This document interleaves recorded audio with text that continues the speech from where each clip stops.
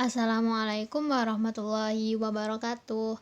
Sebelumnya, perkenalkan aku Ois Juratul Hasanah, mahasiswi Hukum Ekonomi Syariah STAI-SEBI Depok Angkatan 2018. Terima kasih sudah klik video ini. Jangan lupa like, komen, dan subscribe ya guys. Terima kasih.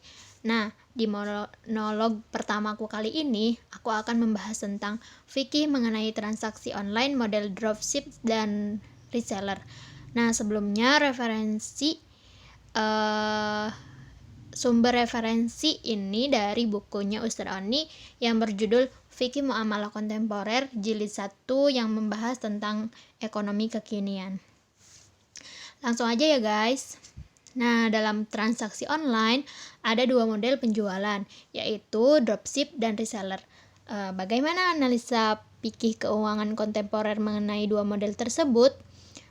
Dropship adalah sistem penjualan produk secara online di mana penjual atau dropshipper tidak harus memiliki modal besar untuk produk sendiri. Yang dilakukan dropshipper hanya promosi kepada orang lain.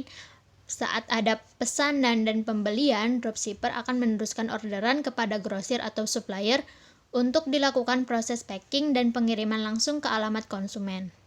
Menurut fikih Islam, dropship diperbolehkan dengan memenuhi beberapa syarat.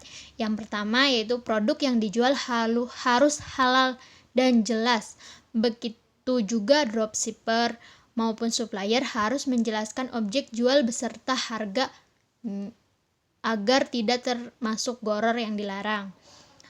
Rasulullah SAW bersabda, Rasulullah melarang jual beli yang mengandung gharar.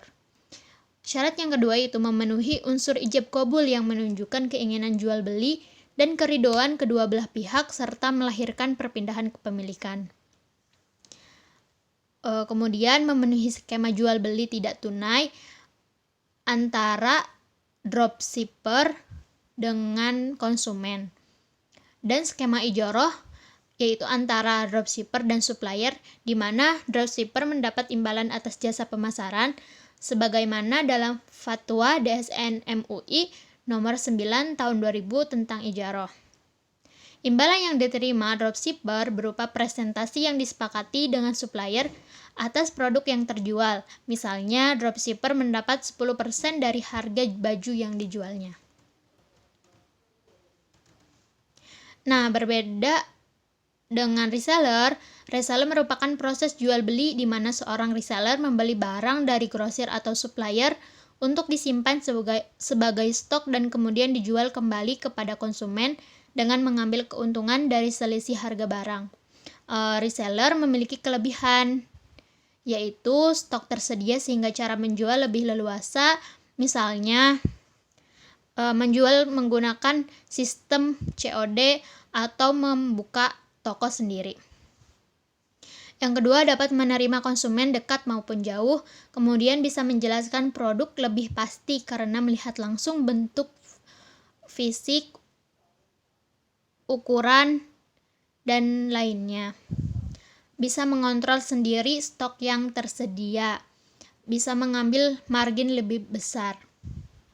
Nah, selain kelebihan, model reseller juga memiliki kekurangan, yaitu seorang reseller harus memiliki modal untuk membeli produk, kemudian memiliki risiko produk tidak terjual sehingga menumpuk di gudang, dan repot karena proses packing dan pengiriman yang dilakukan sendiri.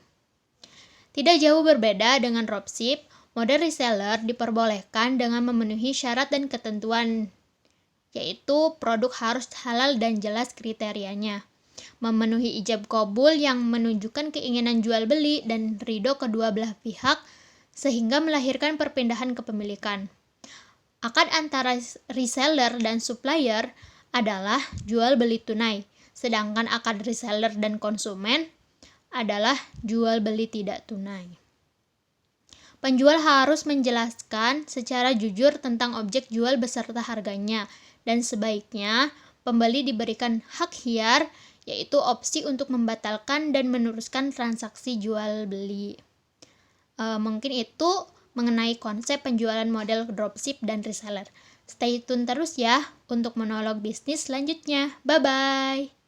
Wassalamualaikum warahmatullahi wabarakatuh.